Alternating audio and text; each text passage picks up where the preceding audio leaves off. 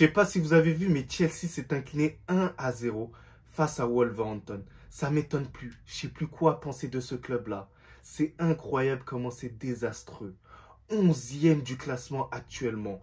Frank Lampard recruté. Alors c'est un entraîneur complètement lambda. Alors ses qualités de joueur, j'en doute pas. Il a marqué l'histoire, c'est l'une des grandes légendes de Chelsea.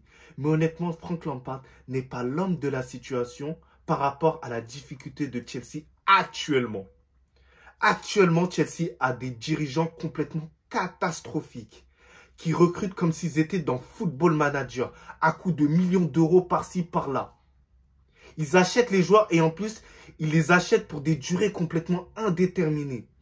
Mudryk, il a signé à Chelsea jusqu'en 2031, les gars. Quasiment une décennie, il va rester à Chelsea. Quasiment. Comment tu peux juger que Mudryk, il sera bon jusqu'en 2031? Ben après, sinon, ça va faire la même face qu'avec le PSG et Neymar. Donc, il y a un moment donné où si tu veux réellement miser sur un joueur, bah, tu mises simplement pour 5 ans. Là, au moins, tu as des certitudes de dire que bon, voilà, au moins, sur cette période-là, il n'y aura pas une chute libre terrible. On risquera quasiment rien du tout. Et là, j'ai vraiment l'impression que Chelsea, ils sont vraiment dans une difficulté, mais incroyable. Et pourtant, au niveau du terrain, ça a l'air cohérent. J'ai l'impression que Chelsea propose du beau jeu et tout. Mais tout ça, c'est offensivement. Offensivement, ça rate beaucoup trop d'occasions. Là, par exemple, sur ce match-là, Frank Lampard a décidé de se priver de N'Golo Kanté. Bon, je me dis, vas-y, en vrai, pourquoi pas? Parce que N'Golo Kanté, il revient de blessure.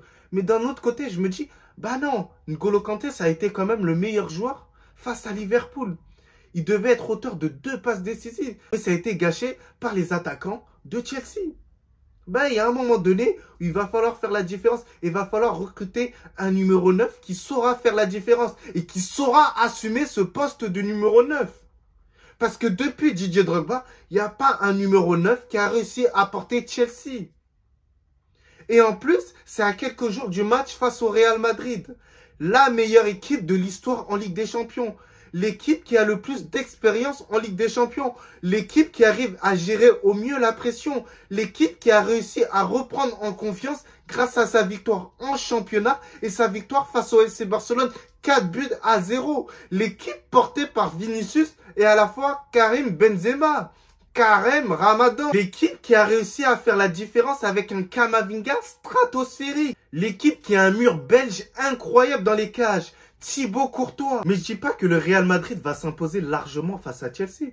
Mais je dis tout simplement que le championnat est une bonne préparation pour la Ligue des Champions. Donc c'est pour ça que le match de ce soir du Real Madrid face à Villarreal va être une belle préparation pour le match face à Chelsea en Ligue des Champions.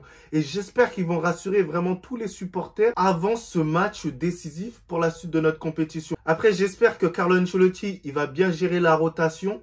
Voilà, quand même mettre Modric sur le banc pour qu'il puisse au mieux préparer et se reposer pour le match de Chelsea.